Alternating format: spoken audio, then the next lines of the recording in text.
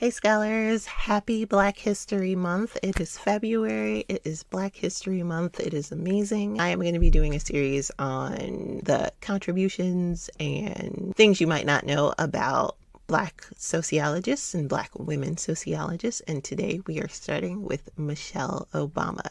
Did you know that Michelle Obama was a sociologist? That is why she's so amazing. I mean, among other things, being from Chicago, all the other things that we have in common. So Michelle Obama is a sociologist, was trained and graduated with her undergrad in sociology. And she obviously did a thesis. So I actually looked at her thesis. I found it pretty interesting. The whole thing is online. You can read it if you want. But it's a really, really cool study.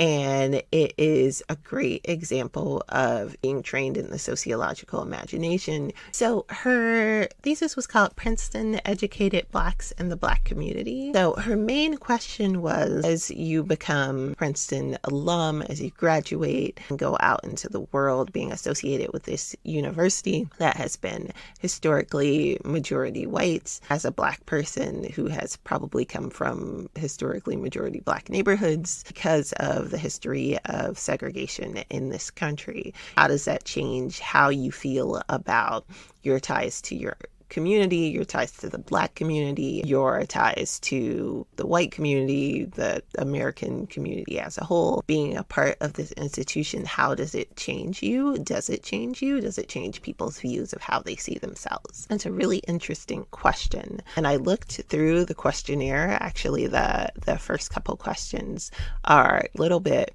more complicated than I would have sent out as a questionnaire. I think that the structure that they are in requires a little bit more thought and effort up front on the people completing the survey than I would have been comfortable doing. But I think that she got some really interesting and really rich data from this.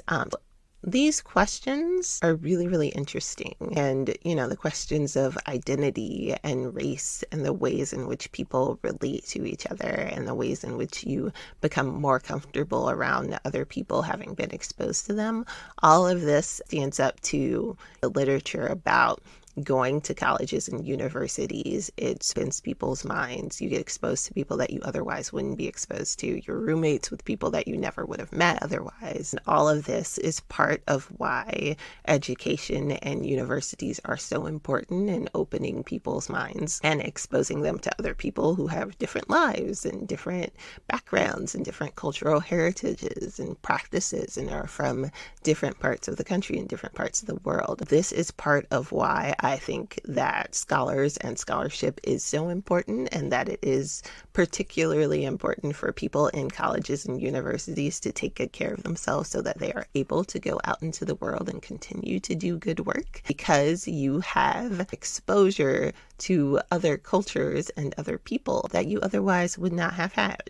No one gets to choose where they're born, where they grow up, the community that they're in. That is the choice of your parents or your caregivers, whoever you live with and grow up with. That's not really your choice. But once you go to college, it usually is a choice. You usually get to choose, what school you go to, depending on where you get in, where you apply. You choose where you apply. And then you go off to this place full of new people and new experiences. And then the ways in which you see yourself and become a citizen of the world and not just a citizen of your community, or see even more why it's important to serve your community because of the ways in which they've been treated by the world. All of this is really important. So I found her results really fascinating. I think this is a really important study. And sociologists come at this with a particular lens of, what are the social bonds that we are creating?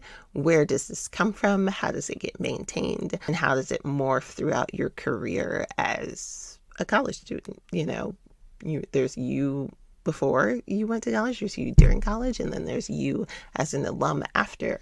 And the ways in which you act and the ways in which you see things and the ways in which your perspectives change are all impacted by that. So this was really interesting. We'll continue this series on, Black sociologists and the things that we can learn from them. Happy Black History Month. And I'll see you back here later.